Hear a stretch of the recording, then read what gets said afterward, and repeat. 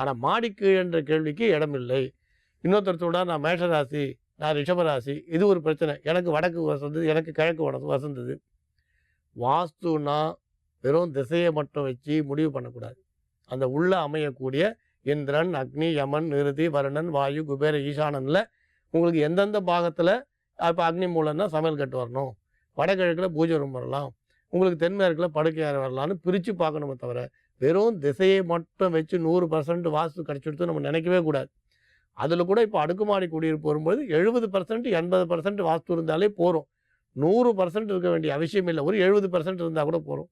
ஒருவேளை யார்கிட்ட வயசான அப்பா அம்மா இருக்காளோ அவள் மாடி ஏற முடியாது, லிஃப்ட்டு ஒர்க்கால கஷ்டம்னா கீழே இருக்கலாமே தவிர நீங்கள் இந்த சாஸ்திரத்தை இதில் எடுத்து முன்னிறுத்தி இது அண்ணன் தம்பிக்குள்ளே பிரச்சனைகளை கொண்டு வருது, எந்த விதத்துலேயும் பலன் தராது.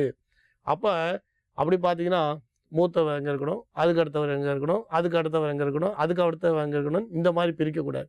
இருக்கிறதே 3 அடுக்கு தானே. உடனே ஒரு 6 பேர் இருக்கானா 6வது அடுக்கு கட்டிட்டு 6வது அடுக்கில் போய் உட்கார முடியும்? அப்படி அர்த்தமும் கிடையாது. அதனால் இந்த இடத்துல ஈகோக்கு இடம் கிடையாது. ஒரு ஜோதிடருக்கு ஒரு கருத்து இருக்கும். ஆனால் அந்த கருத்தை சரியானபடி பயன்படுத்திக்கலாம். அது நல்லதுக்கு பயன்படுத்திக்கலாம். சாஸ்திரங்களும் சம்பிரதாயங்களும் நம்ம வாழறதுக்குரிய வழி சொல்லுமே தவிர சண்டை போகிறதுக்கு எந்த இடத்துலையும் வழி சொல்லாது. அதனால் இந்த வாஸ்துவை நாம் இந்த கொஸ்டின்லாம் ஏன் கேட்குறோன்னா கொஞ்சம் யோசித்து பார்க்கணும். ஏன்னா பிரச்சனை வரக்கூடிய இடத்துல கொஞ்சம் சிந்தனை பிறக்கணும், கேள்வி பிறக்கணும். இந்த கேள்வியும் சிந்தனையும் தான் நம்மளை சாஸ்திரத்திலேருந்து நமக்கு என்ன தேவைன்றதை நமக்கு உணர்த்தும். இந்த கேள்வியில் சந்தேகம் இல்லைன்னா சந்தேகப்படுங்கன்னு சொல்கிறேன், கேள்வி கேளுங்க. இந்த கேள்வியும் சந்தேகம் தான் நம்மளை சரியானபடி வழி நடத்தும். எந்த கேள்வியும் கேட்காம அப்படியே ஏற்றுக்கும் பொழுது பிரச்சனை வருது. அதனால் அந்த காலத்தில் எப்படி இருந்தது, 200-300 வருஷத்துக்கு முன்னால் வீட்டுக்குள்ளேயே பாத்ரூம் லெட்டின் கட்டினாங்களா? ஆனால் வாஸ்து சாஸ்திரம்ன்றது பெரிய விஷயம். மயமதம் இருக்குது, மானசாரம் இருக்குது, சிற்ப சாஸ்திரங்களை பற்றி நிறைய சொல்லியிருக்கா. அதேமாதிரி உங்களுக்கு அரண்மனை வாஸ்து, கிராம வாஸ்து, நகர வாஸ்து, இப்படி நிறைய சொல்லியிருக்கா. இதெல்லாம் நம்ம பலன் தரக்கூடிய விதத்தில் சொல்கிறோம். மயன் அந்த காலத்தில் என்ன சொல்ல வந்தார் அப்படின்றது நமக்கு புரியும். சாஸ்திரத்தை எந்த மாதிரி சொல்ல வந்தார், அப்போ இந்த வீடு எப்படி அமையணும், எந்த திசையை பார்த்துருக்கணும், எந்தெந்த பொருள் எப்படி இருக்கலாம். ஏன்னா மறுபடியும் சொல்கிறோம், இந்த கம்ப்யூட்டர் வைக்கிறது, டிவி வைக்கிறதுலாம் வந்துடுது. மயன் காலத்தில் எங்கே கம்ப்யூட்டர் இருந்தது, எங்கே டிவி இருந்தது? அப்போ நாம் யூகித்து அறிகிறோம். அதாவது யூகித்தறிதல். இப்போ வர்ணகலாபம் சொல்கிறோம். அதாவது இப்போ அந்த காலத்தில் பார்த்தீங்கன்னா பூவிலேருந்து எடுத்த இயற்கையான கலரை வச்சு படம் வரைஞ்சி அதில் சுவாமி ஆவாகனம் பண்ணுவான். ஆனால் இப்போ நம்ம பிரிண்ட்டு போட்டு எடுக்கிறோம். அப்போ நம்ம வர்ணகலாபத்துக்கு என்ன ஆவாகனம் சொன்னாலும் அதை பிரிண்ட்டுக்கு அப்படியே எடுத்துக்க வேண்டியதுதான். அப்போ நம்ம சில விஷயங்களை யூகித்து அறியணும். அதை சில விஷயங்களை யூகித்து அறிஞ்சால் கரெக்டாக இருக்கும். அதனால் சிலதை யூகித்து தான் அறியணும். ஆனால் அவர் கம்ப்யூட்டர் தான் சொன்னார்னு எப்படி தெரியும், டிவியை தான் சொன்னார்னு எப்படி தெரியும்? அது சில விஷயங்களை யூகித்தறிய வேண்டியது அவசியம். யூகங்கள் சரியானதாக இருக்கணும். அதனால் சாஸ்திரங்களை நம்ம சக்கரை தான், ஆனால் சரியானபடி பயன்படுத்தலைன்னா அது திகட்டி போயிடும். அதனால் சாஸ்திரங்களை சரியானபடி பயன்படுத்தணும், நிதானித்து பயன்படுத்தணும். அதை பிரச்சனைக்கு பயன்படுத்துறது பலன் தராது. நம்புங்கள், நல்லதே நடக்கும். மங்களானி பவன். மேஷ ராசிக்கு இது ஒரு சந்திராஷ்டம நாளாக 4 மணி வரையிலே இருக்கிறது. மாலை 4 மணிக்கு பிறகு மிக அற்புதமான ஒரு கிரக நிலவரம். 9ஆம் இடத்திற்கு சந்திரன் வந்து விடுகிறது, குருவால் பார்க்கப்படுகிறது. குருவீட்டு சந்திரன் குரு பார்வை பெறுகின்ற மிக சிறப்பான ஒரு கிரக நிலவரம் ஏற்படுகிறது. மாலை 4 மணி 1 நிமிடத்திற்கு சென்னை சூரியோதயப்படி வாக்கிய பஞ்சாங்க கணக்குப்படி மாலை 4 மணி 1 நிமிடத்திற்கு சந்திரன் விருச்சிக ராசியிலிருந்து நகர்ந்து தனுசு ராசிக்குள் செல்கிறது. அதன் பிறகு மேஷ ராசிக்கு ஓகோவன் இருக்கும் அற்புதமான ஒரு நாள் இன்றைய மாலை நேரம். மிகச்சிறப்பான நன்மைகளெல்லாம் நடைபெறுகின்ற ஒரு நல்ல நாளாக இந்நாளின் பிற்பகுதி விளங்குகிறது. முற்பகுதியிலே சந்திராஷ்டமம் மாலை 4 மணிக்கு பிறகு உள்ள பகுதி மிகச்சிறப்பான நன்மைகள் நடைபெறும்.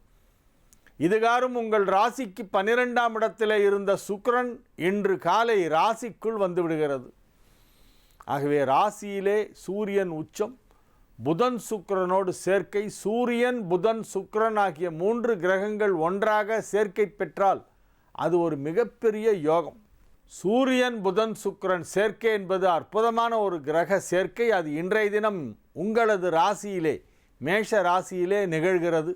ஆகவே அதிக அளவிலே உங்களுக்கு நன்மைகள் நடைபெறும் என்று சொல்லலாம்.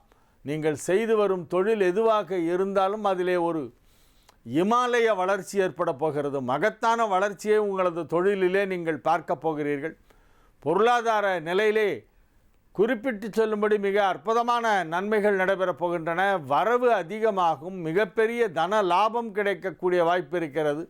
மிக வலுவான நிலையிலே கிரகங்களெல்லாம் அமைந்திருக்கின்றன. பூர்வ புண்ணியஸ்தானமான 5ஆம் இடத்திலே குரு ராகு சேர்க்கையும் 5 குடைவன் ராசியிலே உச்சம் புதன் சுக்கிரன் சூரியன் சேர்க்கை ஏற்பட்டிருக்கிறது. ஆகவே மகிழ்ச்சியாக இருக்கப் போகிறீர்கள் மாலை 4 மணிக்கு பிறகு. ரிஷப ராசிக்கு இது ஒரு நல்ல நாள், மகிழ்ச்சியான நாள். 4 மணி வரையிலே உங்களுக்கு சாதகமான ஒரு கிரக நிலவரம் இருக்கிறது. ராசிக்கு 7ஆம் இடத்திலே சந்திரன் இருக்கிறது. அதன் பிறகு சந்திராஷ்டமம் ஆரம்பம். மாலை 4 மணிக்கு சந்திராஷ்டமம் ஆரம்பமாகிறது. ஆகவே புதிய முயற்சிகளில் இறங்க வேண்டாம். முக்கியமான வேலைகள் ஏதேனும் இருந்தால் அதையெல்லாம் 4 மணிக்கு முன்பாக முடித்து கொள்ளுங்கள். அதன் பிறகு இறை வழிபாட்டிலே கவனம் செலுத்தவும். இன்று மாலை 4 மணிக்கு ரிஷபராசிக்கு சந்திராஷ்டமம் ஆரம்பமாகிறது. அதுவரையிலே மிக அற்புதமான நன்மைகள் நடைபெறுகின்ற நல்ல கிரக நிலவரம் இருக்கிறது. ஆகிய மகிழ்ச்சியாக இருப்பீர்கள். மிதுன ராசிக்கு இது ஒரு மகிழ்ச்சியான நாள், நல்ல நாள். ராசிக்கு 11ஆம் இடத்திலே 3 கிரக சேர்க்கை. ராசி அதிபதி புதனோடு சூரியனும் சுக்கிரனும் அங்கே இருக்கின்றன. சூரியன் புதன் சுக்கிரன் ஆகிய 3 கிரகங்கள் உங்கள் ராசிக்கு 11ஆம் இடத்திலே ஒன்றாக இன்றைய தினம் இணைகின்றன. ஆகவே உங்களுக்கு ஒரு மிக மிக அற்புதமான ஒரு வளமான எதிர்காலம் காத்திருக்கிறது. அற்புதமான நன்மைகளெல்லாம் நடைபெறப் போகின்றன. இன்றைய தினம் உங்கள் ராசிக்கு அதிக நன்மைகள் நடைபெறும் என்று சொல்லலாம். லாபஸ்தானமாகிய 11ஆம் இடத்திலே சூரியன் புதன் சுக்கிரன் ஆகிய 3 கிரக சேர்க்கை ஏற்பட்டிருப்பது என்பது எடுத்த காரியம் அனைத்தும் வெற்றி பெறுகின்ற ஒரு கிரக அமைப்பு. நீங்கள் எதை செய்தாலும் இன்றைய தினம் வெற்றிதான். தொட்டது துலங்கும், நினைத்தது நடக்கும். உங்களது வேலைகள் அனைத்தையும் வெற்றிகரமாக செய்து முடிப்பீர்கள். மாணவ மாணவியர் வெகு சிறப்பாக இன்றைய தினம் கல்வியிலே முன்னேற்றம் காண்பார்கள். உயர்கல்விக்கான வாய்ப்பு கிடைக்கும். புதிய தொழில் துவங்குவதற்கு இப்பொழுது கிரகங்கள் சாதகமான நிலையிலே அமைந்திருக்கின்றன. அதிக அளவிலே நன்மைகள் நடைபெறப் போகும் நல்ல நாளாக இந்த நாள் விளங்குகிறது. கடக ராசிக்கு இது ஒரு மகிழ்ச்சியான நாள். ராசிக்கு 10ஆம் இடமான மேஷத்தில் சூரியன் புதன் சுக்கிரன் சேர்க்கை ஏற்பட்டிருப்பது உங்கள் தொழில் வளர்ச்சியை குறிக்கும். குறிப்பாக கலைத்துறை சார்ந்தவர்களுக்கு தொழிலிலே அதிக அளவிலே வளர்ச்சி ஏற்படக்கூடிய வாய்ப்பு இருக்கிறது. ராசி அதிபதி சந்திரன் இன்றைய தினம் மாலை 4 மணி வரை 5ஆம் இடத்திலே செவ்வாய் சனியோடு சேர்ந்திருக்கிறது. அதன் பிறகு 6ஆம் இடமாகிய தனுசிற்கு சென்று அங்கு குருவால் பார்க்கப்படுகிறது. ஆகவே இன்றைய நாள் கடகராசிக்கு ஒரு நல்ல நாள். உற்சாகமாக காணப்படுவீர்கள். திருமண வயதிலே இருப்பவர்களுக்கு திருமணம் நிச்சயிக்கப்படுகின்ற வாய்ப்பு இருக்கிறது. திருமண முயற்சிகள் வெற்றி அளிக்கும். அசையா சொத்துக்கள் வாங்குவது விற்பனை செய்வது போன்றவை சுலபமாக நடைபெறும். புனித தல யாத்திரை ஒரு சிலர் மேற்கொள்வர். ஒரு சிலர் மகிழ்ச்சி சுற்றுலா சென்று வரக்கூடிய வாய்ப்பு இருக்கிறது. மகிழ்ச்சியான நிகழ்ச்சிகளிலே கலந்து கொள்வீர்கள். உற்றார் உறவினர் நண்பர்கள் சந்திப்பு நிகழும். விருந்து உபசாரங்களிலே கலந்து கொள்வீர்கள். நன்மைகள் அதிக அளவில் நடைபெறுகின்ற ஒரு நல்ல நாளாக, மகிழ்ச்சியான நாளாக இந்த நாள் விளங்கும். சிம்ம ராசிக்கு இது ஒரு சிறப்பான நாள். ராசிக்கு 9ஆம் இடத்திலே ராசி அதிபதி சூரியன் உச்சம் பெற்று புதன் சுக்கிரனோடு இணைந்து குருவால் பார்க்கப்படுகின்றது. குரு பார்வை சூரியன் புதன் சுக்கிரன் ஆகிய 3 கிரகங்களுக்கும் சேர்ந்து கிடைக்கிறது மேஷத்திலே.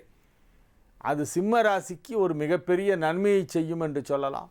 சிம்ம ராசிக்கு இது ஒரு நல்ல நாள், மகிழ்ச்சியான நாள். ராசிக்கு 4ஆம் இடத்திலும் 5ஆம் இடத்திலும் சந்திரன் இருக்கிறது. 8ஆம் இடத்துல உச்சம் பெற்றிருந்த சுக்கிரன் இப்பொழுது 9ஆம் இடம் வந்து ராசி அதிபதி சூரியனோடும் புதனோடும் இணைந்திருப்பது ஒரு மிகப்பெரிய யோகம். சூரியன் புதன் சுக்கிரன் சேர்க்கை மிகப்பெரிய நன்மையை செய்யும் சிம்ம ராசிக்கு. இன்றைய நாள் ஒரு நல்ல நாள். குடும்பத்தில் மகிழ்ச்சியான சூழ்நிலை உருவாகும். பிள்ளைகளின் முன்னேற்றம் சிறப்பாக இருக்கும். குழந்தை பாக்கியம் தாமதமாகி கொண்டிருப்பவர்களுக்கு இப்பொழுது நல்ல தகவல் கிடைக்கும். மகிழ்ச்சியான செய்தி வந்து சேரும்.